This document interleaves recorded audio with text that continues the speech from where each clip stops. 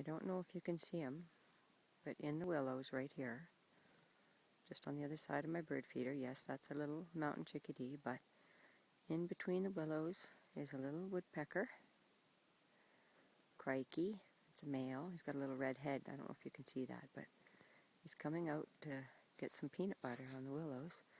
And the chickadees are coming in for their bedtime snacks. It'll be dark soon. There's Crikey. He's down on the left-hand side of the willows, climbing down,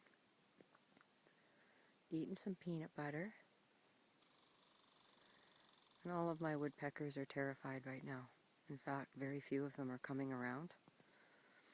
Their homes have been destroyed for the second time in recent memory by humans.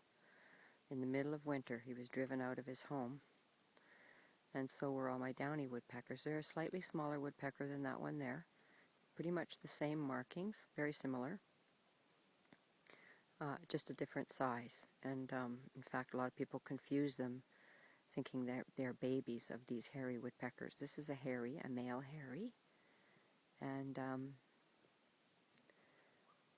yeah, there was a lot of activity with excavation going on at a nearby resort recently, and in the process of putting in a water line, they turned over the earth on acres and acres of land and knocked down some poplar trees in the very immediate vicinity of where some of my woodpeckers live and bed down for the night. And they were actually driven out and try to find a new home in the middle of frigid temperatures, ice and snow.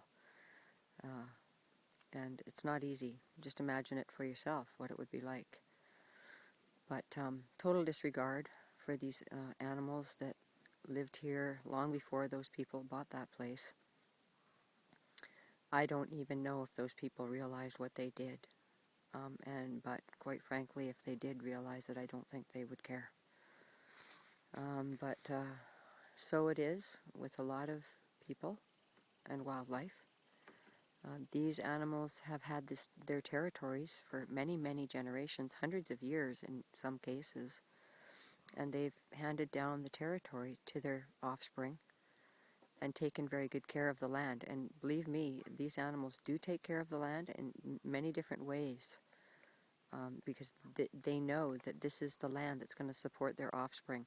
And I'll tell you about that, how they do that. Sometime in the near future, when I'm going to do a series on whiskey jacks, gray jays, aka camp robbers, mischievous spirits of the forest, grease hawks, camp robbers, whatever you want to call them. They have many names, and there are reasons why they have those names.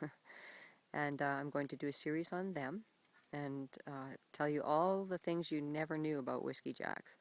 And also one on hairy and downy woodpeckers and flickers, which are another type of woodpecker, a larger one. And chickadees, three types, mountain chickadees, black-capped chickadees, and chestnut chickadees. I'm going to do a series on the red squirrel and the weasel family, so and including ravens too, and crows. I forgot to mention that. Hawks and owls, different predators. I'm going to talk in depth about the weasel family, the mustelid family, everything from weasel to marten, mink, fisher, wolverine, a little bit about otters and beavers, which beavers are not in the mustelid family, but they are in the rodent family. And I'll talk a little bit about marmots and a number of animals, but I'm going to do a series on each one, and I'm going to post them on YouTube. I've spent 50,000 hours with these particular animals, and I know them very well.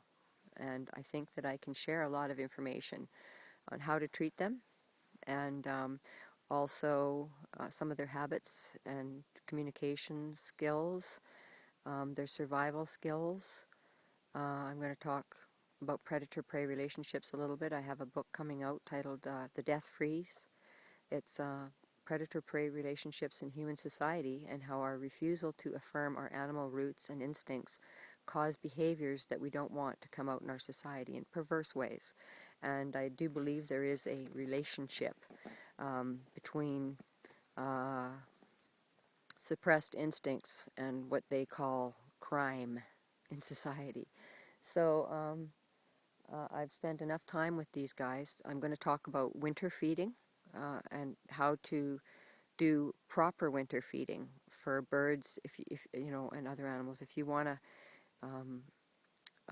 particularly birds, though, if you want to help the birds in cold weather, there are a lot of don'ts that people don't realize that they shouldn't be doing, and some things that they should be doing that can make all the difference in the survival of those birds.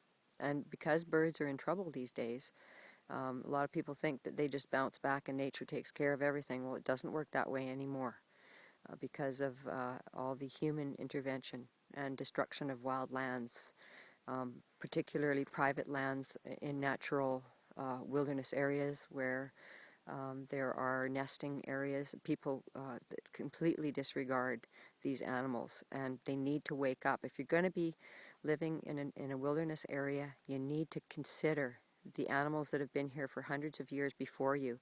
It's their territory. They don't understand property deeds and land ownership and contracts and lawyers and courts and government. They don't understand that. They have their own natural law. And if they'd been privy and been told about these things, they might understand them if they were told in their language. But because we're not capable of communicating in their language, it's not because they're stupid, it's because we're stupid. They don't know. And when somebody moves onto their land and starts clear-cutting it and destroying and killing animals and ruining nesting areas that have been there for ages, they're actually committing a crime against the universe. And so I'm going to talk a lot about that. I'm just sort of collecting myself, preparing now that we're going into winter pretty heavily now, under enormous amounts of snow, and the lake is completely frozen over now. We're in it, and it's going to be a really hard winter for these animals, and many of the nesting areas have collapsed, particularly the last 2 years. And the last year here, this last spring that we went through in summer, was the most devastated I've ever seen in this area. And I'll talk a lot about that too.